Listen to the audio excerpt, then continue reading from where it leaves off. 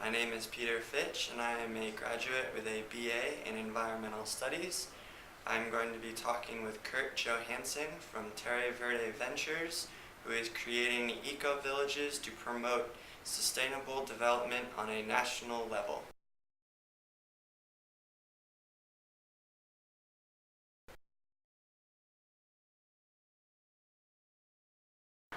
The name of the company is TerraVerde Ventures, and I have been in the real estate development business for almost 30 years, and for almost 10 years now, sustainable development and high degrees of sustainability in communities in particular.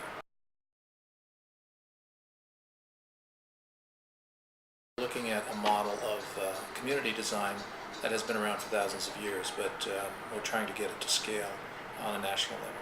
So what we're actually doing is going back and picking up many of those good ideas and putting them all together in community, as opposed to short-term, what makes the most money, much more long-term, what is a truly sustainable community, and what values do people have that make them work well. Then we're integrating all of the systems. So in other words, both the physical systems as well as the social systems, we are interconnecting so that everybody no longer operates in isolation. Everybody understands that everything they do affects everyone else. So it's very, very much systemic thinking. And by setting communities up that way, people have a much better chance of taking care of those communities and actually helping those communities thrive over the long haul.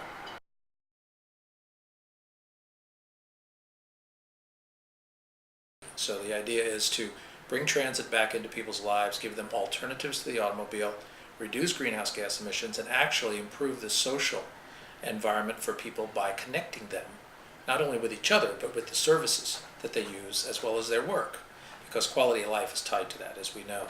The idea will be that they're principle-based communities. They're not commodity-based, but wherever they occur, they are very sensitive to place and culture, and they are created as an organic process where the community is very involved. And so by clustering our efforts together into a portfolio of these communities, we're able to show that they can happen anywhere across the country. We're creating a 35-acre community-supported agricultural farm. This farm will provide about 80% of the produce for the community, as well as the four-year liberal arts school right next to us. So we're going to be very self-reliant on food production, and it won't be optional for the residents to take it. It actually will be mandatory. So everybody has to buy into the concept of local CSA. We will actually reduce the potable water take by approximately 30%. So after the community is built, we will use 30% less potable water than before the community is built.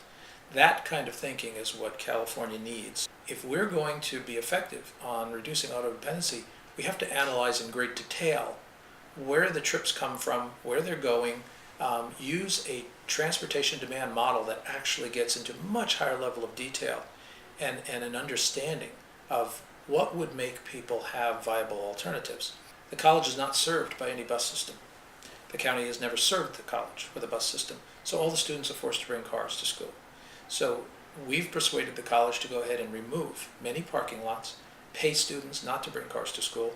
We are proposing hydrogen fuel cell buses, shuttle buses that will actually connect to the public system and give students lots of ways, convenient ways, to get around. We will also be introducing electric cars.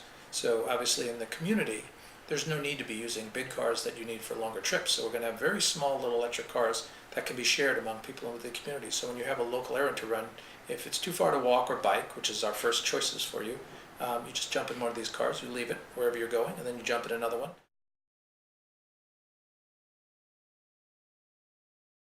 My big goal is to continue to work on taking sustainable communities to a larger scale.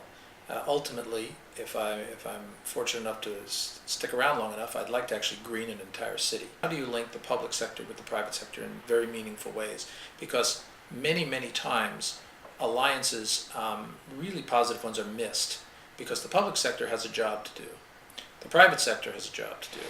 And they could help each other many, many times, but they choose to sort of put blinders on and just stay separate, or in many times, unfortunately, act as adversaries. You don't necessarily need the academic side to help you.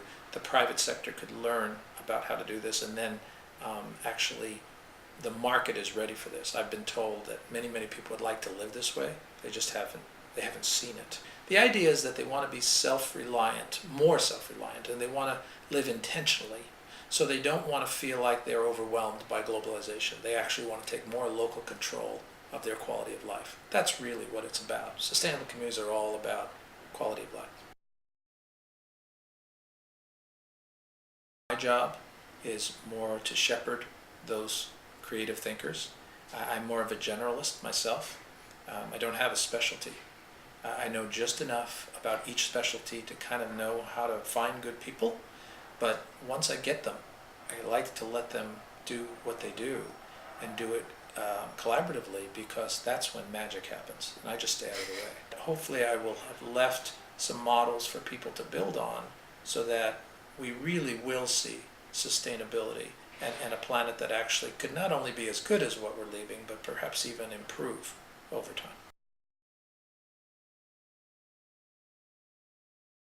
Change for me is getting people to be willing to go through a little bit more of an educational process, that there's nothing radically different or new that we're proposing. It's all stuff that exists, but it's the way they work together. It wasn't that long ago when the person who put their funny blue recyclable trash can out in the street was the anomaly on the street, and people would go, oh yeah, that person, they do other things with their stuff. Now, if you don't put your recycling out, you're ostracized by your neighbors. Companies shifting to renewable energy sources is inevitable. It has to happen. I just hope California continues on that path so that they become a leader in the United States in producing renewable energies, because that's going to be a big part of our economy going forward. We should have started that decades ago.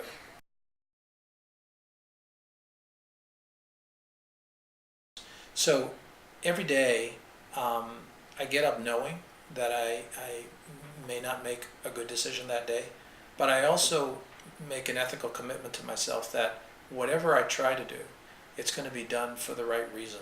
It's not going to be done for special interests. It's going to be done to try to make the whole greater than the sum of the parts.